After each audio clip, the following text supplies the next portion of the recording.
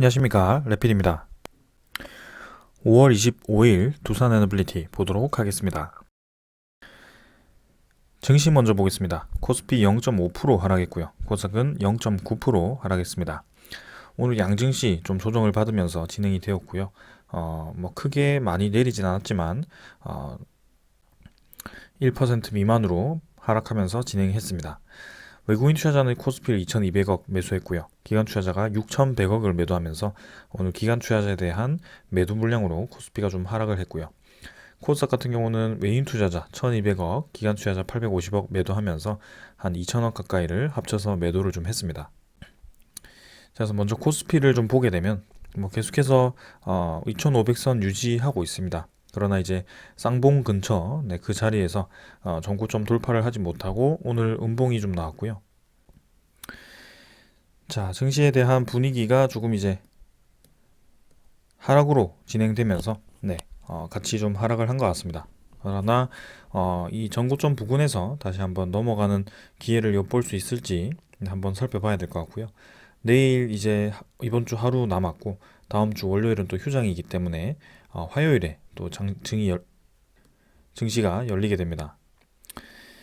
자, 그래서 21선 지금 반등을 하고 있고요. 코스피에 대한 움직임이 2500선에서 좀 오래 지속이 되고 있는데 추가적인 상승이 나올 수 있을지 계속 주시를 해보겠습니다.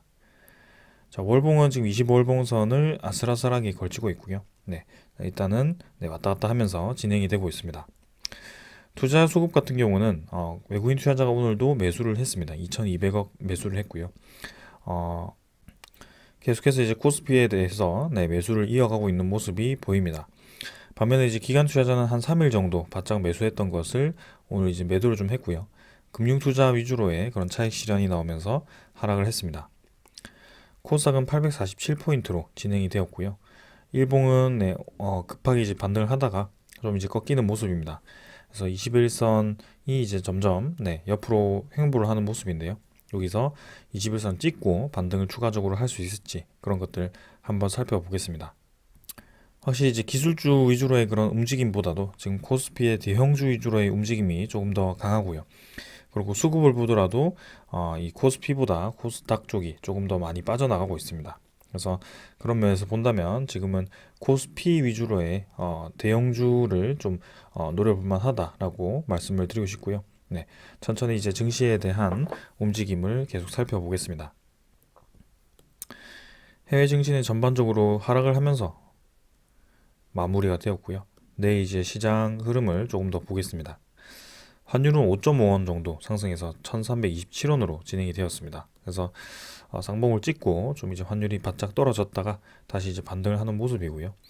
21선 채 이제 도달을 하지 못했는데 추가적인 이제 상승이 나올 수 있을지 한번 보겠습니다. 그래서 계속해서 이제 1320원 이 수준에서 환율이 유지가 되거나 조금 낮게 조금 높게 지속이 되고 있습니다. 그래서 환율이 이제 이 정도 라인을 잡은 지도 한 3개월, 4개월 정도가 되었고요. 크게 더 오르지도 내리지도 않고 있는 상황입니다. 그러나 분명히 이제 그 횡보 이후에 우리가 어떤 장이 나올지는 이미 이전에 오랫동안 경험을 해보았고요. 지금도 그런 방향으로 진행될 가능성이 크다라고 생각을 하고 있습니다. 그래서 환율 단기간에 조금 반등을 했지만 결국에는 금리에 대한 인상이 마무리가 되는 시점이 거의 다가왔기 때문에 장기적으로는 계속 내려가는 방향으로 진행될 가능성이 큽니다. 그 다음에 이제 지수 선물 같은 경우는 미국 증시 지금 유테크 100이 2% 가까이 상승하면서 나스닥 위주로의 그런 상승이 좀 강하게 진행되고 있는 것으로 보여지고요. 0.6% US 500도 상승을 하면서 미국 증시 전반적으로 좀 반등을 하고 있습니다. 자, 그리고 유럽 증시 또한 지금 이제 0.19% 상승을 하면서 평균적으로 이제 상승을 좀 하고 있고요.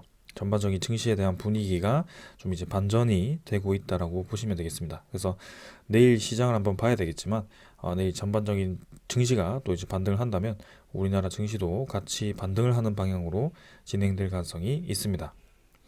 자, 그 다음은 채권 금리고요. 채권은 미국 10년물 국채금리 3.75%입니다. 그래서 어제는 조금 떨어졌다가 또 이제 3.7%대로 국채금리가 진입을 했고요. 계속해서 또 올라가고 있습니다. 그래서 이 뭐 수준을 계속 유지를 하는 것 같죠. 네. 그래서 고점을 점점 낮춰가면서 내려가는 움직임에서 지금 최근에 이제 국채 금리가 올라가고 있는데요. 이 부분에 대해서는 분명히 말씀드렸습니다. 국채에 대한 가격이 떨어지게 되면 이 금리가 올라가게 되어 있고요. 그 국채 가격이 떨어지는 이유는 이제 미국의 부채 한도 상승이죠. 그래서 부채 한도 상승으로 인해서 국채 발행을 많이 하기 때문에 국채 가격이 떨어진다라고 말씀을 드렸습니다. 그래서 그렇게 이제 시장이 바라보고 있다라는 것은 미국의 디폴트가 생기지 않는다라는 것이고요. 미국의 민주당과 공화당이 적절하게 합의를 끝낼 가능성이 크다라고 시장에서 이미 판단을 한 것 같습니다. 그래서 그렇기 때문에 이번에 증시에 대한 반등세가 계속 이어질 가능성이 있다라고 저는 보고 있고, 그 반등세가 이제 코스닥보다는 코스피 위주로의 그런 상승세가 이어질 가능성이 있다라고 말씀을 좀 드리면서 오늘 증시는 요 정도로 마치겠습니다. 자, 요 정도로 보고 종목으로 넘어가겠습니다. 두산 에너빌리티 보겠습니다. 210원 하락해서 16,160원으로 마무리되었고요. 1.2% 정도 하락했습니다. 자, 오늘 장 초반에 상승을 좀 하다가 밀리면서 진행이 되었고요. 코스피에 대한 움직임과 거의 유사하게 진행이 되었습니다. 그래서 코스피가 하락한 수준만큼 크게 뭐 움직임 없이 진행이 되었고요. 1% 정도 하락했습니다. 자, 시간의 거래는 크게 없었고요. 평소와 유사합니다. 그리고 16,200원 정도로 40원 정도 올라가면서 마무리되었는데요. 크게 의미가 없는 상황입니다. 자, 그래서 일별 거래량은 279만 주로 어제보다 조금 감소했고요. 뭐 어제와 거의 유사한 움직임이다라고 보시면 되겠습니다. 최근에는 뭐 1%, 2% 상승했다가 또 이렇게 내렸다가 뭐 이렇게를 반복을 하고 있습니다. 그러나 이제 꾸준히 좀 반등을 이어오던 그 시점에 1% 수준으로 조금 조정을 받았지만 뭐 여전히 16,000원대는 유지는 하고 있는 상황입니다. 그러나 이제 거래량 자체는 점점 이제 줄어들면서 어느 한 방향으로 좀 수렴을 하고 있고요. 이전에는 뭐 7, 800만 주 수준 유지를 하다가 그 다음에는 이제 300만 주 수준대로 꾸준히 거래가 유지가 되다가 그 다음에 이제 200만 주대로 거래가 감소를 하고 계속 진행이 되고 있습니다. 그래서 거래량 자체가 점점 이제 이 피크점부터 해서 쭉 떨어지면서 진행이 되고 있고요. 그 거래가 또 언제 한번 힘이 붙어줄지는 좀 기다려 보도록 하겠습니다. 자, 그래서 V자로 좀 빨리 올라갔으면 하는 바람이었는데요. 오늘 같은 경우는 약 하락을 진행하면서 상승세를 계속 이어가지는 않았습니다. 그러나 뭐 21선 위에 여전히 위치를 하고 있고요.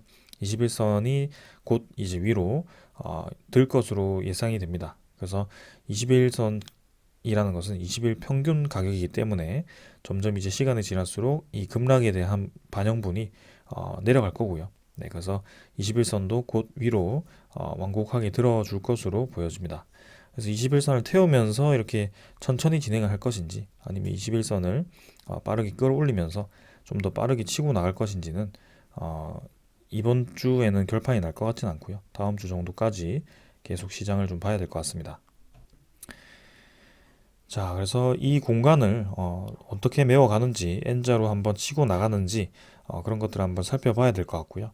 지금 이제 그 상승세를 좀 강하게 진행하다가 빠르게 하락을 한 뒤이기 때문에 조금 뭐 더디더라도 그래도 꾸준히 반등을 하고 있기 때문에 한번 천천히 한번 보자라고 말씀을 드리고 싶습니다.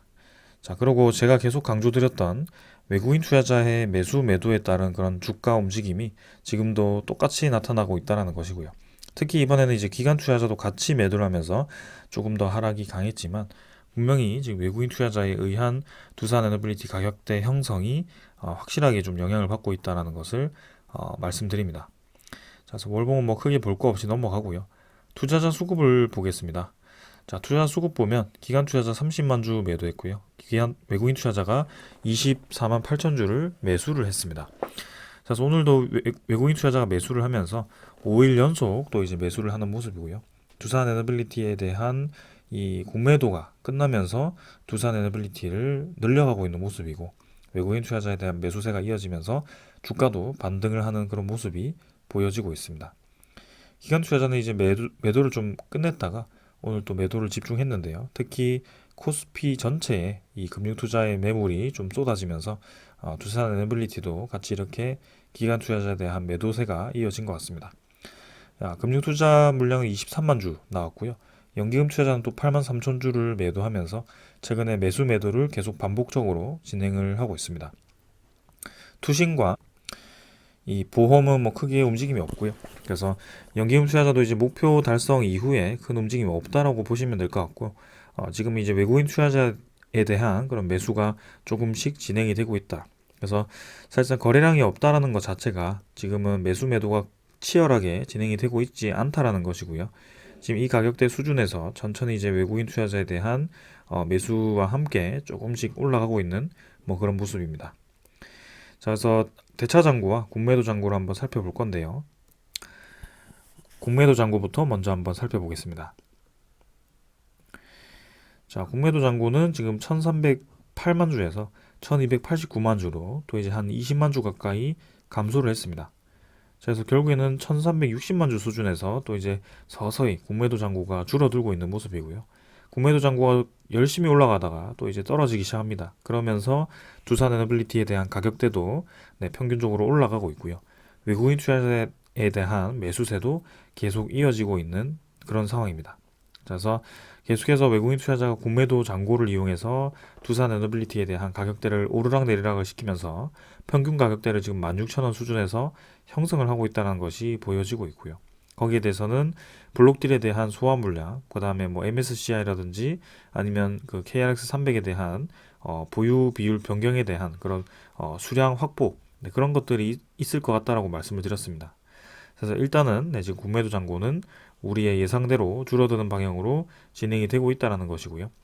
오늘의 일자 거래량은 9만 5천 주입니다. 그래서 최근 대비해서는 가장 적은 수량으로 지금 공매도 거래량이 감소를 한 것이고요. 지속적으로 저 잔고가 감소를 하는 방향으로 가는지 한번 체크를 해보겠습니다. 자, 그 다음은 대차 잔고고요. 대차 잔고 또한 어제부터 감소하기 시작했습니다. 그래서 자, 지금 상환 물량이 오늘도 31만 주, 체결이 9만 7천 주 되면서 어제에 이어서 오늘도 대차 잔고가 상환이 되었고요. 2,930만 주로 진행이 되었습니다. 그래서 3천만 주까지 올라갔던 대차 잔고도 다시 2,900만 주대로 감소를 했고요. 공매도 잔고도 같이 감소를 하고 있습니다. 그래서 두산에너빌리티가 그동안 떨어지면서 대차 잔고와 공매도 잔고가 늘려왔었는데요. 그 반대로 이제 그게 줄어들면서 또 이제 주가도 반대로 진행을 하고 있는 모습입니다. 자, 외국인 추적 물량 25만 주에서 24만 8천 주, 오늘도 매수가 진행되었고 어제도 그렇고 지금 최근 5일 동안 연속으로 두산에너빌리티를 매수를 해주고 있습니다. 12.05%, 여전히 뭐 이전의 고점 대비해서는 이 보유율 자체가 작긴 하지만 서서히 이 보유율을 늘리고 있는 상황이거든요. 그래서 이 다음 주 해서 이 방향이 계속 이어지는지 그런 것들을 한번 살펴보겠습니다. 자, 그 다음에 오늘은 뭐 거래원 자체에서는 뭐 신한증권이 매수, 매도, 상위, 그리고 미래에셋증권도 매수, 매도, 상위 뭐 이런 식으로 좀 위치를 했는데요. 특별하게 외국인 증권사, 그 다음에 신한증권 직접적으로 매수, 매도하는 모습은 보이지 않았습니다. 그러나 어제도 직접적인 그런 모습이 별로 없었지만 JP모건과 모건서울이 또 전일 이렇게 순매수 상위로 위치를 하였고요. 최근 5일 동안에 집계를 해보면 결국에는 모간서울이 39만 2천 주, JP모간이 27만 8천 주를 매수하면서 최근 5일 동안 이 두산에너빌리티를 주로 매수한 두 세력은 모간서울과 JP모간이다라고 알 수가 있습니다. 그래서 최근 5일 동안의 주가도 당연히 반등을 했고요. 그 반등하는 지점에서부터 공매도가 감소하기 시작합니다. 주가는 올라가고 공매도는 감소하고 외국인 투자자에 대한 지분은 늘었지만 그 외국인 투자자에 대한 대부분의 물량은 모건서울과 JP모건의 매수량이다. 이렇게 정리가 됩니다. 그래서 주가를 떨어뜨릴 때도 그렇고 주가를 올릴 때도 그렇고 계속해서 이 부근에서 공매도 잔고를 늘렸다가 줄였다가를 반복을 하고 있습니다. 그래서 평균 단가를 어느 정도 의도적으로 형성을 하고 있다라고 보여지고요. 그 평균 단가 형성이 끝나게 된다면 이제는 저런 모습이 나오지 않고 두산에너빌리티에 대한 그 움직임이 한번 보일 것 같습니다. 자, 그러나 이렇게 이제 국매도를 이용해서 주가를 맞춰가는 세력이 있다고 하더라도 매수 세력이 좀 강하게 붙어준다면 두산 에너빌리티가 좀 더 올라갈 수 있을 것 같은데요. 아직까지는 거래량이 부족하고 네, 그런 움직임이 보이고 있지는 않습니다. 그래서 조금 더 시간을 두고 지켜보도록 하겠습니다.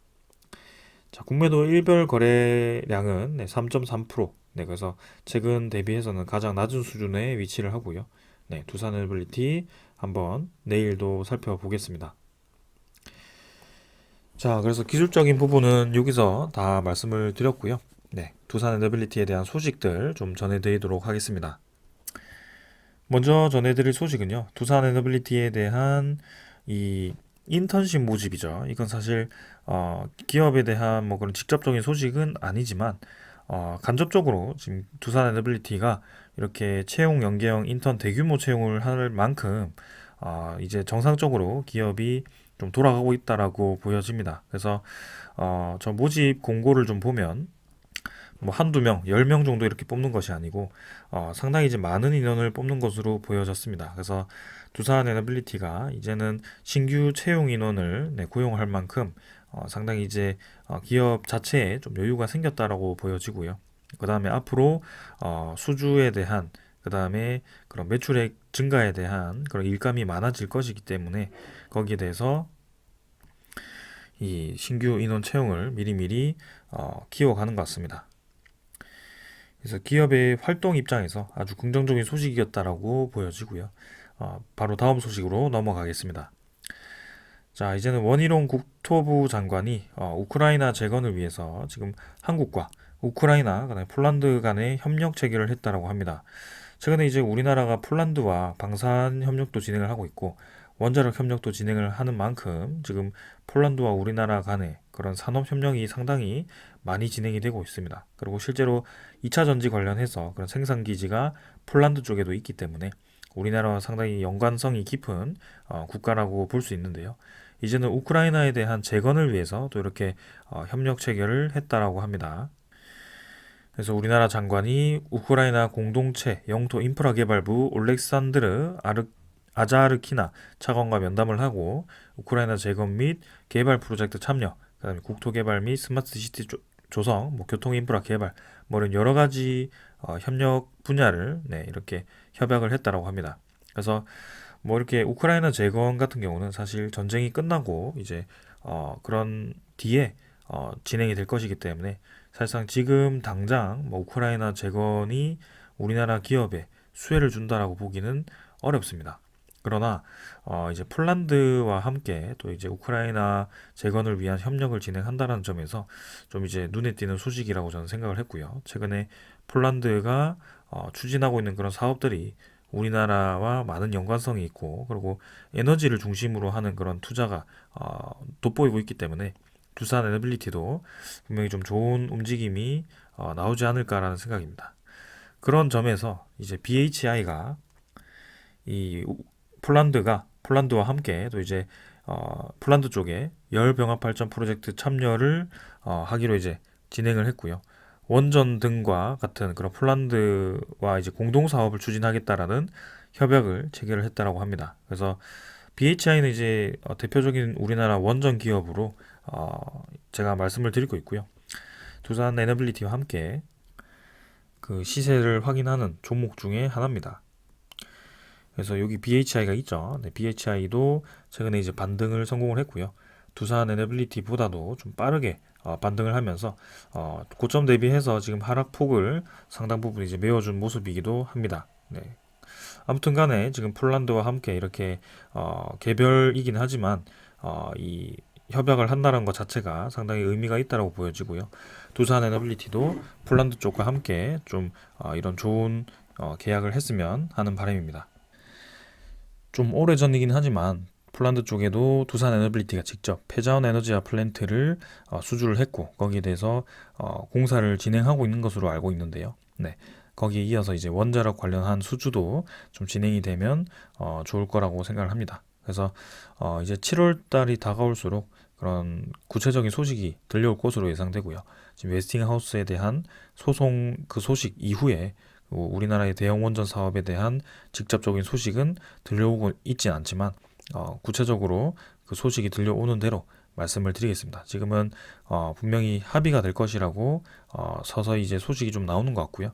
거기에 대해서 우리나라도 추가 입찰과 그 다음에 그런 진행은 제대로 수행 중인 것으로 소식이 들려오고 있습니다. 그래서 조금 더 기다려 보도록 하겠습니다. 자, 그 다음은 이제 원자력 청정수소 국제 포럼이죠. 우리나라도 시범 사업을 추진을 한다라고 합니다. 그래서 지금 부산에서 열리는 기후 산업 국제 박람회 이제 특별 행사로 개최되었고 이제 한국소련 원자력과 그다음에 수소 융합 얼라이언스와 함께 원자력 청정 수소 국제 비즈니스 포럼을 개최를 했다라고 합니다. 최근에 EU와 미국 등 이제 주요국이 원자력을 활용한 수소를 청정 수소 범주에 이제 포함을 했고요. 지원 방안을 마련을 했거나 이제 검토를 중이라고 하죠. 그래서 우리나라도 탄소 배출량을 기준으로 하는 청정수소 인증제를 도입을 하였고 거기에 대해서 원자력 수소가 청정수소로 포함될 전망이라고 합니다. 이 대형 원전도 수소 생산을 할 수 있지만 사실상 앞으로 이 각광을 받고 있는 그 SMR이 수소 생산에 유리한 것으로 알고 있습니다. 자, 그래서 이제 수소, 뭐 원자력, 풍력 이런 것들이 이제 다 한꺼번에 묶여서 진행이 되고 있기 때문에 앞으로에 대한 그런 추가적인 소식 기대를 해보겠습니다. 그래서 지금은 두산 에너빌리티 공매도에 의한 그런 주가 형성이 진행이 되고 있고요. 어느 정도 바닥에서부터 반등을 성공하기는 했습니다. 그러나 일정 부분 공매도를 상환하면서 다시 올린 거고요. 추가적인 공매도 상환과 함께 외국인 투자자에 대한 움직임이 나온다면 추가적인 상승도 있을 것으로 예상이 됩니다. 그러나 지금 이 움직임 자체는 두산 에너빌리티에 대한 상승을 좀 강하게 시키기 위한 움직임이라기보단 그냥 평소와 같은 똑같은 움직임이 계속 지속이 되고 있다라고 보여지고 있고요. 지금 다시 상승을 한다라고 해도 다시 그 공매도를 쌓으면서 또 떨어뜨릴 수도 있는 그런 움직임입니다. 그래서 우리가 필요한 것은 거래량을 계속 높이면서 이렇게 한꺼번에 거래량이 터졌다가 쭉 감소하는 것이 아니고 거래량을 꾸준히 유지를 해주면서 그 다음 스텝을 밟아가는 그런 움직임이 좀 필요할 것 같은데요. 아직까지는 그런 모습이 보이진 않고 있습니다. 그러나 꾸준히 저점을 점점 높여가던 그런 패턴이 잠깐 깨지긴 했지만 그래도 평균 가격대는 지금 올려가면서 진행을 하고 있는 것 같거든요. 그래서 한번 내일 그 다음에 다음 주 시장 천천히 한번 살펴보면서 계속 진행을 해보겠습니다. 저는 여기까지 하고 마무리하겠습니다. 감사합니다.